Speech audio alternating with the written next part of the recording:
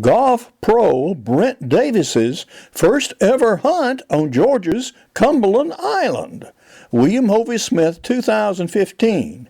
I'm the author of Backyard Deer Hunting, which is the most comprehensive book for beginning hunters ever published. I do this in all of my outdoor books, including things like crossbow hunting, where I cover the subjects from the absolute get-go. Now let's get started with Brent. I'm talking to Brent Davis of Atlanta, who is a first-time hunter out here in the wilds of Cumberland Island. Brent, what brought you to such a distant place? Just the idea of running around and going on a little bit of an adventure, I suppose. It was about 5 years ago I first came across Cumberland Island. I mean, even just as far away as Atlanta, which isn't very far. I don't believe that a lot of people know of it. Mm-hmm. And, get to tell the stories and say, well, this is kind of what it is, and this is how you get there and such. But it's about 5 years ago, came across it by chance on the internet, and it's been stuck in my brain ever since then to get out here at some point. Now, this is your first exposure to hunting. As I understand, you're a pro golfer and have golf and do other things, but and you got your brand new bow there, that nice bare bow. Yes, sir. So you decided you were going to go out there and stick something with it, huh? I was gonna at least try. Got the bow just back in August. Okay. So I haven't been shooting all that long, and I kind of said to myself, okay, get your practice in, and then you get good, and next year you get to go to Cumberland. Now, like you, when I first came out here, I've been used to backpacking solo in Alaska. So I had a very lightweight camp that I could put on my back. And matter of fact, when I did my thesis, I spent 3 months alone in Alaska, packing my camp every day or whenever I needed to move. And so I had an outfit not terribly different from what you've got here. Very lightweight. Mm-hmm. But you had a rather different impression as about what was going to happen. Yeah, I was kind of under the impression that it was a 2 or 3 mile hike in to the campsite, and you had to have everything on your back. So everything that I've got here is able to be strapped to my person in some form or fashion. And when I got to the boat dock on Sunday morning, I saw guys getting enough stuff out of their trucks that it looked like they were moving here. And I realized that I was vastly underpacked with regards to having everything there and having all the comforts of home. Right.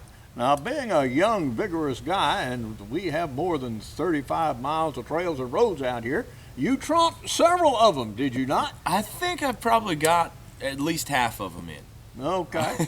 So, just running around in the different areas, and now a couple miles of that was basically me walking in circles on more than one occasion trying to find my way out of the woods. But, it's once you kind of get the hang of it and figure out where you are, it's not hard to get around.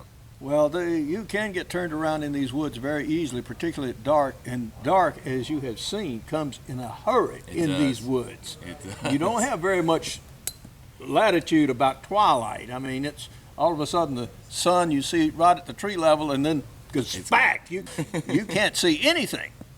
So that's sort of the way it works, and there's nothing beats a magnetic compass out here. Your GPS and phones and all of that very commonly just don't work at all. Right, and I learned that on the way down. I mean, my GPS and my phone cut out, and I was in the middle of nowhere, Georgia, trying to take a shortcut to see some stuff, and then you just kind of got to wing it, Yeah. You're back to compass and sunsets and what interstate's heading where, and true enough.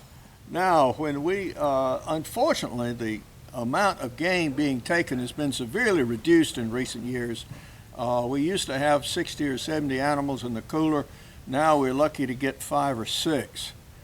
Something is happening to our game population. And you did not happen to shoot anything or even see a deer or hog live, did you? No. And a lot of what I was doing was I was on the move. I was trying to be as quiet as possible, and in some areas I was just trying to get to another area.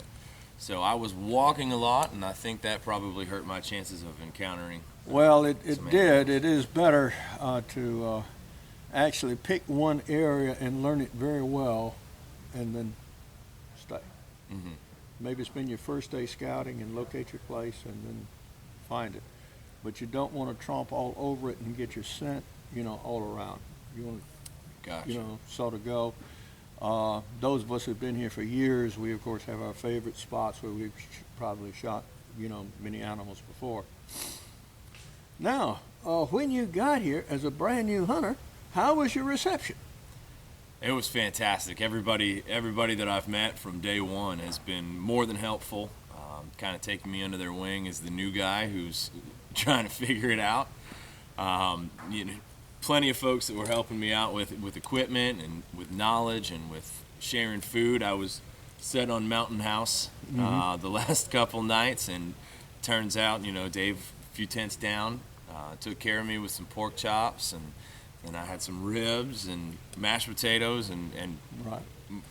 It was more than I can imagine. Everybody's been fantastic. Yeah. Gonna do it again?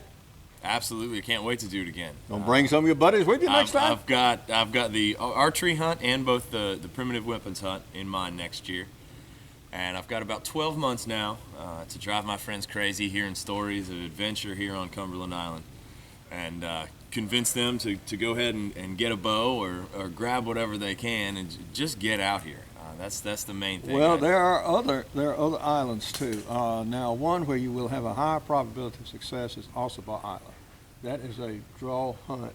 You need to apply. Mm-hmm. It usually takes about 3 years to get drawn. Okay. But there are still plentiful game animals on Ossabaw.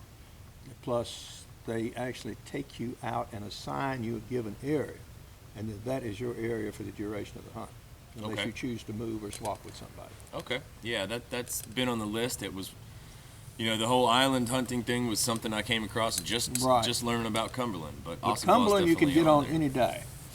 These hunts are not being filled, and since they have been basically unsuccessful, they're not likely to be. But it's a good place for you to have a shakedown. Oh, it was between you and your gear. It was fun as can be out here. I had a blast. Well, I'm glad you had fun, and welcome, and come back. Yes, sir. Thank you for everything. The chapters in backyard deer hunting not only tell you about deer hunting, about crossbows, about bows, muzzle loaders, and cartridge rifles, and how to use inexpensive equipment that works.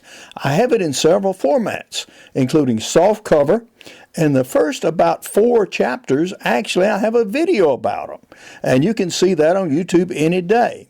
Similarly, in crossbow hunting, these are available as softcover and ebooks, and also practical bow fishing for putting some of the best eaten fish in your diet. I also have a new series of business books in the Profit series, so you can earn some money and get out in the woods. Among these are ideas for new businesses on how to start your $1 or $1 billion business. And here is a little blurb about me and more about the books indeed. Brent had an excellent first hunting experience among the experienced hunters on Cumberland Island, and you can do exactly the same thing. You need a Georgia hunting license and a hunter safety course. Now, good hunting and good eating from the outdoors. Goodbye, and God bless. And look at my other videos on Cumberland Island.